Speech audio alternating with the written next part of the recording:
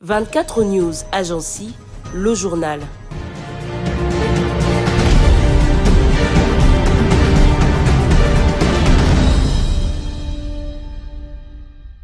Le mouvement politique Sauvons le Congo, lancé autour de l'ancien président Joseph Kabila, se dit favorable à un dialogue national, mais estime que celui-ci ne pourra être crédible que s'il est véritablement inclusif. Il réclame notamment la participation de toutes les parties concernées par la crise politique et sécuritaire. Ces responsables rejettent un processus placé sous le contrôle exclusif des institutions actuelles. Ils demandent des garanties sur la neutralité de l'organisation du dialogue, ainsi que la prise en compte des questions de gouvernance, de sécurité et de réconciliation nationale.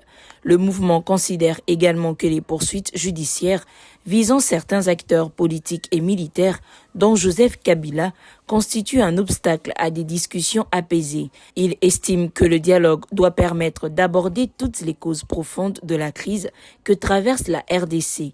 Cette position intervient alors que les préparatifs du dialogue national annoncés par le président Félix Tshisekedi se poursuivent.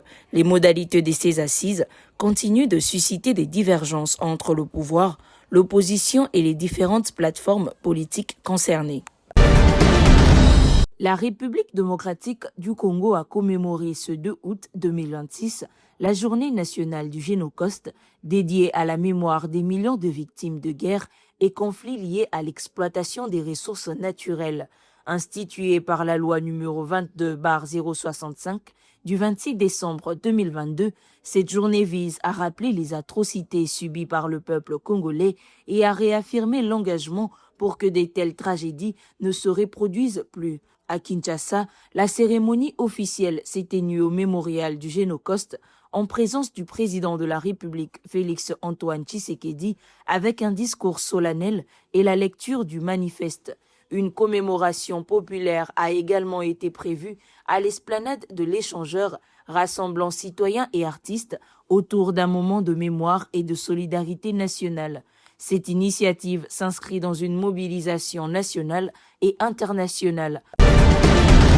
À l'occasion de la journée nationale du Génocoste, le prix Nobel de la paix Denis Mukwege a rendu hommage aux millions de victimes des conflits en République démocratique du Congo et salué les survivants.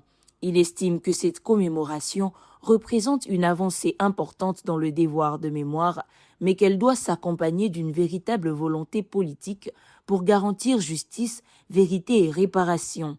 Denis Mukwege dénonce la persistance des massacres, des violences sexuelles, des déplacements forcés et du pillage des ressources naturelles dans l'est du pays, citant notamment les attaques attribuées aux rebelles ADF. Il rappelle que les rapports des Nations Unies et les enquêtes internationales établissent un lien direct entre exploitation illicite des minerais et intervention étrangère, impliquant selon lui l'armée rwandaise et ses alliés du M23 et de l'AFC. Le gynécologue pointe également les responsabilités internes, corruption, complicité locale, affaiblissement des institutions et absence des réformes profondes. Il critique avec force le projet de révision de la Constitution qu'il considère comme une tentative de prolonger le mandat du président Félix Tshisekedi malgré l'opposition de la société civile et des églises. Selon lui, une telle démarche risquerait de provoquer une nouvelle déstabilisation du pays.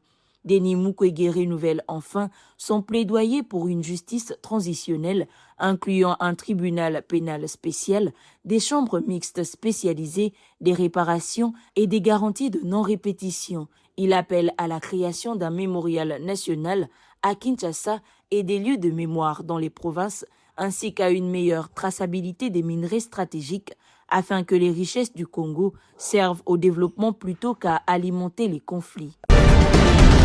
Les autorités ont suspendu toutes les activités de chasse et de piégeage dans la réserve de faune à Okapi d'Epoulou, située dans le territoire de Mambasa, en Ituri. Cette décision, prise en application d'un arrêté du gouverneur signé le 29 juillet, est entrée en vigueur le 1er août et restera effective jusqu'au 30 novembre. Dans un communiqué, la direction de la réserve précise que cette mesure concerne tous les chasseurs et piégeurs qu'ils soient enregistrés ou non. Elle vise à protéger les espèces sauvages pendant leur période de reproduction et à lutter contre la disparition des animaux protégés.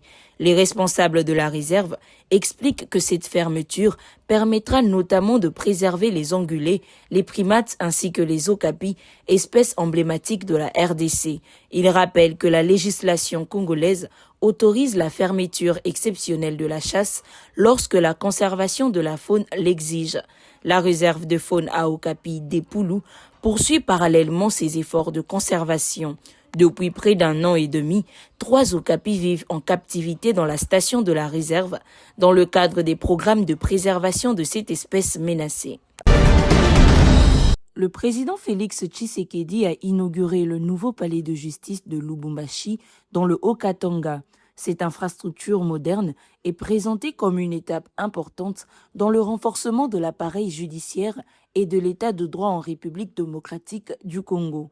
Pour l'avocate Gisèle Ngungwa, cette réalisation illustre la volonté des autorités d'améliorer les conditions de travail des magistrats et de garantir une justice plus efficace, indépendante et accessible aux citoyens. Elle estime que cet investissement contribue à consolider les institutions judiciaires. Selon elle, un système judiciaire doté d'infrastructures adaptées favorise une meilleure administration de la justice et renforce la confiance de la population envers les institutions de l'État. Le vice-premier ministre de l'économie nationale, Daniel Mukoko Samba, a présenté les conclusions de sa mission de 6 jours dans la province du Sankuru. Lors d'une séance de restitution à Kinshasa, il a exposé les priorités du gouvernement visant à relancer l'économie locale et à améliorer les conditions de vie des populations. Le membre du gouvernement a souligné que le désenclavement du Sankuru constitue